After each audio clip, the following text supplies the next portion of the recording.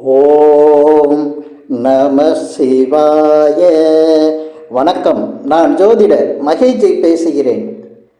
பண கவலையே இல்லாமல் தினம் தினம் பணம் வந்து கொண்டு இருக்க, இந்த தலைப்பில் தான் இந்த பதிவில் நான் பேசியிருக்கேன்.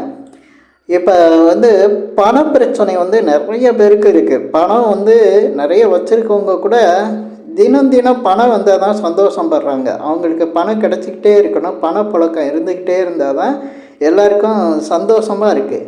பணம் எப்படியாவது சம்பாதிக்கணும்னு நினைக்கிறாங்க. பணம் வச்சுருந்தாலும் இருக்கிறத எடுத்து செலவு பண்ணாமல் பணம் சம்பாதிக்கணும்னு நினைக்கிறாங்க. சரி, இதெல்லாம் எல்லாருக்குமே சாத்தியப்படுதா அப்படின்னா, சில பேருக்கு சாத்தியப்படுது, சில பேருக்கு அது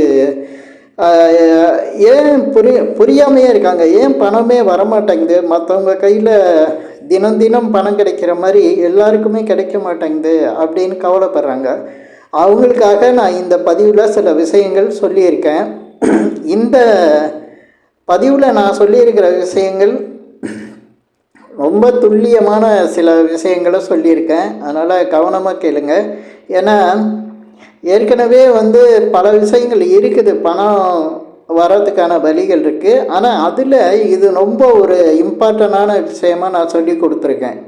ஏன்னா 12 லக்னக்காரங்களுக்கும் பணம் தினந்தோறும் வந்துக்கிட்டு இருக்கிறதுக்கு பண விஷயங்கள் மட்டும் இல்லை, வாழ்க்கையில் நல்ல விஷயங்கள், மனசில் சந்தோஷம், வளர்ச்சி இதெல்லாம் இருக்கிறதுக்கும் இதை பயன்படுத்திக்கலாம். அதுக்காக நான் இந்த இதை மேஷ லக்னத்திலேருந்து வரிசையாக மீனம் வரையும் 12 லக்னங்களுக்கும் நான் ஒவ்வொரு லக்னத்துக்கும் எந்த நட்சத்திரம், அந்த நட்சத்திரத்துக்குள்ள கடவுள், அந்த கடவுளை நீங்கள் வணங்கினா உங்களுக்கு பல விஷயங்கள் நல்லதாக நடக்கும் அப்படிங்கிற விஷயம் சொல்லியிருக்கேன். இதில் ஒரு விஷயம் என்னென்னா, இதை நீங்கள் செய்கிறதுக்கு முன்னாலேயே நான் சொல்லியிருக்கிற நட்சத்திரத்தில் உங்களுக்கு யாராவது நண்பர்களோ இல்லை உங்களுக்கு உதவி செய்கிறவங்களோ யாரோ ஒருத்தர் இருப்பாங்க, கண்டிப்பாக இருப்பாங்க. அதை நீங்கள் கண்டுபிடிச்சிட்டாலே அப்போ இதை நம்ம செஞ்சால் எப்படி இருக்குங்கிறது உங்களுக்கு புரிஞ்சிடும். ஏன்னா எதுவுமே செய்கிறதுக்கு முன்னாலேயே அதோட ரிசல்ட்டு உங்களுக்கு பாசிட்டிவாக தெரிய ஆரம்பிச்சிருச்சுன்னா நீங்கள் ரொம்ப ஆச்சரியப்பட்டுருவீங்க. ஆமாம், கரெக்டாக இருக்குது, இந்த விஷயம் துல்லியமாக வருது, இவர் சொல்கிற இந்த நட்சத்திரம் இந்த நட்சத்திரக்காரங்க நம்மளுக்கு ஹெல்ப் பண்ணியிருக்காங்களே அப்படிங்கிற விஷயம் உங்களுக்கு தெரிஞ்சிடும். இப்போ நான் இந்த பதிவில் சொல்கிற நட்சத்திரத்தை நீங்கள் அந்த நட்சத்திரத்தை கடவுளை கும்பிடலாம். ஏன்னா இது தாராபலனில் வராது, நட்சத்திர வரிசையில். இப்போ ஒரு தாராபலன்னு இருக்கும், 2வது நட்சத்திரம், 4வது நட்சத்திரம், 6வது நட்சத்திரம், 8வது நட்சத்திரம், 9வது நட்சத்திரம், இதெல்லாம் தாராபலனில் பாசிட்டிவான விஷயங்கள் கொடுக்கும். இதுவே 3வது நட்சத்திரம், 5வது நட்சத்திரம், 7வது நட்சத்திரம் இப்படிங்கிற நட்சத்திரங்கள் தான் உங்களுக்கு நெகட்டிவை கொடுக்கும். ஆனால் அது இந்த பதிவில் நான் சொல்லியிருக்கிற நட்சத்திரங்களில் நெகட்டிவை கொடுக்குற நட்சத்திரமாக இருந்தால் கூட அந்த நட்சத்திரம் உங்களுக்கு பாசிட்டிவாக தான் கொடுக்கும். ஏன்னா அதை நீங்கள் வாழ்க்கையிலேயே அனுபவிச்சிருப்பீங்களே. இப்போ நான் நெகட்டிவாக இருக்கிற ஒரு நட்சத்திரம் உங்களுக்கு நண்பராக இருக்கிறாரு, ஆனால் அந்த நட்சத்திரம் தாராபலனில் நெகட்டிவாக வருது, ஆனால் அவர் எனக்கு ஹெல்ப் பண்ணிக்கிட்டு இருக்காருன்னு ரொம்ப நாளாக உங்களுக்கு புரிஞ்சிருக்காது. அந்த நட்சத்திரத்தில் வரக்கூடிய நபர்கள் பூரா உங்களோட பாசிட்டிவாக இருக்கக்கூடிய விஷயங்களை தான் செய்வாங்க. அப்போ அங்கே தாராபலன் சரியாக வராது, நீங்கள் அதெல்லாம் யோசிக்க வேண்டியதில்லை. இப்போ நான் சொல்லக்கூடிய நட்சத்திரம், ஏன்னா உங்களுக்கு ஒரு நட்சத்திரத்தை நான் சொல்லி கொடுக்குறேன்னா அந்த நட்சத்திரத்தோட பலன் நீங்கள் செஞ்சு அனுபவிக்கிறதுக்கு முன்னாலேயே அந்த நட்சத்திரத்தை பற்றி உங்களுக்கு நான் ஒரு விஷயம் சொல்கிறேன்னா அது உங்களுக்கு ப்ரூஃப் ஆகணும். ஒரு சிலருக்கு நான் சொன்னது கிட்டத்தட்ட 99% கூட சொல்லலாம், 100% சொல்லலாம். ஏன்னா 100%க்கு தான் நான் சொல்கிறேன். யாராவது சில பேருக்கு இல்லை இந்த நட்சத்திரம் எனக்கு சரியாக வரல அப்படின்னா, அந்த நட்சத்திரத்தில் யாரும் இல்லைன்னா அப்போ லக்னம் தப்பாக இருக்கும். லக்னத்தை வச்சு தான் நான் இந்த இதை சொல்லியிருக்கேன். அப்போ லக்னத்தை நீங்கள் செக் பண்ணணும். ஏன்னா லக்னத்தை வச்சு தான் இந்த நட்சத்திரத்தை நான் கண்டுபிடிச்சி சொல்கிறேன்.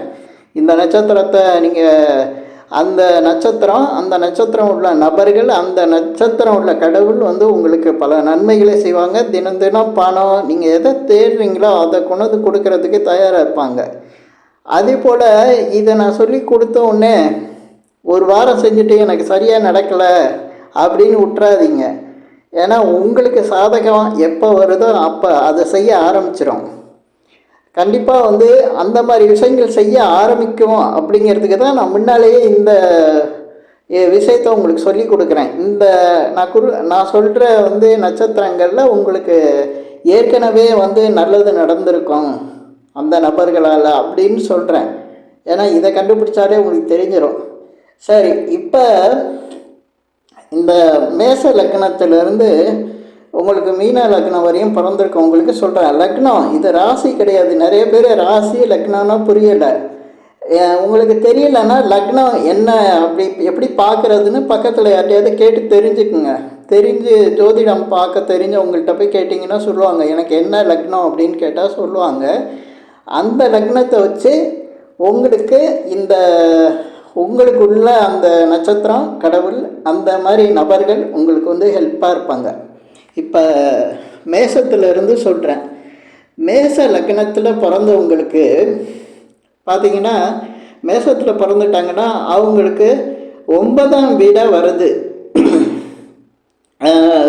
இந்த வரும், தனுசு வரும் மேசத்தில் பிறந்தவங்களுக்கு. அதில் வந்து பூராட நட்சத்திரம் அவங்களுக்கு வந்து மேச லக்னத்தில் பிறந்தவங்களுக்கு பூராட நட்சத்திரம் ஃபேவரட்டான நட்சத்திரம். அந்த நட்சத்திரத்துக்கு உள்ள கடவுள் யாருன்னா நவக்கிரகத்தில் உள்ள வியாழன். நீங்கள் வியாழன் படத்தை வந்து பிரிண்ட் அவுட் எடுத்து வச்சு கூட வீட்டில் வச்சு கும்பிடலாம். அதுக்குள்ள மந்திரத்தெல்லாம் சொல்லலாம். தினம் தினம் உங்களுக்கு பண விஷயங்களில் நல்ல ஒரு அனுகூலமான நல்ல பலன்களை கொடுக்கக்கூடியது. மேச லக்னத்தில் பிறந்தவங்களுக்கு 9ஆம் வீடு தனுசு. தனுசில் உள்ள பூராட நட்சத்திரம் தான் உங்களுக்கு வந்து அனுகூலமான நல்ல பலனை தரக்கூடிய நட்சத்திரம். இதுக்கு அடுத்து ரிஷப லக்னத்தில் பிறந்தவங்களுக்கு 9ஆம் வீடாக வர்றது மகரம். அந்த வீட்டில் இருக்கக்கூடிய திருவோண நட்சத்திரம். அந்த திருவோண நட்சத்திரத்துக்கு உள்ள கடவுள் யாருன்னு பார்த்தீங்கன்னா வாமனர். வாமனர்னா குள்ளமாக கொடை வச்சுக்கிட்டு இருப்பார். அந்த படம் நீங்கள் பிரிண்ட் அவுட்டு வாமனர்னு போட்டு எடுத்தீங்கன்னா வரும், கூகுளில் பார்த்தா வரும். அந்த படத்தை எடுத்து வச்சு நீங்கள் கும்பிடலாம் ரிஷப லக்னத்தில் பிறந்தவங்களுக்கு. இதுக்கு அடுத்து மிதுன லக்னத்தில் பிறந்தவங்களுக்கு, மிதுனத்தில் பிறந்துட்டோம்னா அவங்களுக்கு வந்து சதய நட்சத்திரம் தான் நல்ல பலன் தரக்கூடிய நட்சத்திரம். அதுக்கு வந்து வருணன்னு நீங்கள் கூகுளில் போட்டால் வரும். அந்த வருணன் படத்தை எடுத்து வச்சு நீங்கள் கும்பிடலாம். உங்களுக்கு வந்து இப்போ மிதுன லக்னத்தில் பிறந்தவங்களுக்கு சதய நட்சத்திரத்தில் பிறந்தவங்க வந்து எப்போவுமே நன்மை செய்யக்கூடிய நிலையில் தான் இருப்பாங்க. இதுக்கு அடுத்து கடக லக்னத்தில் பிறந்தவங்க, இந்த கடக லக்னத்துக்கு 9ஆம் வீடாக எது வரும் அப்படின்னா மீனம் வரும். இந்த மீனத்தில் இருக்க உத்திரட்டாதி நட்சத்திரம். இந்த உத்திரட்டாதி நட்சத்திரத்துக்கு உள்ள கடவுள் அப்படின்னு பார்த்தா காமதேனு. காமதேனு உங்களுக்கு தெரியும். காமதேனு படம்லாம் பார்ப்பீங்க. காமதேனு சிலையெல்லாம் இருக்கும். அது வந்து கும்பிடலாம். கோயிலில் இருக்கிற பசுக்களை கும்பிடலாம். கோயிலில் வச்சுருப்பாங்க பசுக்கள். அந்த பசுக்களை கும்பிட்டா கடக லக்னக்காரங்களுக்கு ரொம்ப அதிர்ஷ்டமான ஒரு வாழ்க்கை அமையும். இதுக்கு அடுத்து சிம்ம லக்னத்தில் பிறந்தவங்களுக்கு, சிம்ம லக்னத்துக்கு பார்த்திங்கன்னா 9ஆம் வீடாக மேசம் வரும். அந்த மேசத்தில் உள்ள நட்சத்திரம் எதுன்னா பரணி நட்சத்திரம் உங்களுக்கு அதிர்ஷ்டமான நட்சத்திரமாக இருக்கும். அந்த பரணி நட்சத்திரத்துக்கு கடவுள் யாருன்னா துர்கா தேவி. துர்கா தேவியை நீங்கள் வந்து சிம்ம லக்னத்தில் பிறந்தவங்க கும்பிடும்போது நல்ல பலன்கள் கிடைக்கும். தினம் தினம் பணக்கவலையே இருக்காது அவங்களுக்கு. இதுக்கடுத்து கன்னி லக்னத்தில் பிறந்தவங்களுக்கு அவங்களுக்கு 9ஆம் வீடாக வர்றது ரிஷபம். அதில் உள்ள ரோஹிணி நட்சத்திரம். அந்த ரோஹிணி நட்சத்திரத்துக்குள்ள கடவுள் யாருன்னா கிருஷ்ணர் படத்தை வச்சு நீங்கள் கும்பிடலாம். கிருஷ்ணரை கும்பிடும்போது கன்னி லக்னத்தில் பிறந்தவங்களுக்கு வந்து மிகப்பெரிய அளவுக்கு நல்ல ஒரு பலன் கிடைக்கும். அதே போல் ரோஹிணி நட்சத்திரத்தில் பிறந்தவங்களெல்லாம் நீங்கள் கன்னி லக்னம் இருக்கிறவங்க ரோஹிணி நட்சத்திரக்காரங்க நிறைய உதவி செய்வாங்க. நல்லா அவங்களுக்கு நல்ல பலன்கள் கொடுக்கக்கூடியவங்க. இதுக்கு அடுத்து பார்த்திங்கன்னா துலாம் லக்னத்தில் பிறந்தவங்களுக்கு இவங்களுக்கு 9ஆம் வீடா எது வரும்னா மிதுனம் வரும். அந்த மிதுனத்தில் உள்ள திருவாதிரை நட்சத்திரம் அவங்களுக்கு சாதகமான நட்சத்திரம்.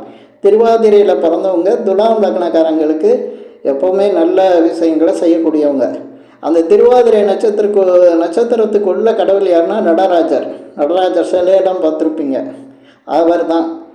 அதே போல் இதுக்கு அடுத்து பார்த்திங்கன்னா விருச்சிக லக்னத்தில் பிறந்தவங்களுக்கு 9ஆம் இடமாக வர்றது கடகம். இந்த கடகத்தில் பூச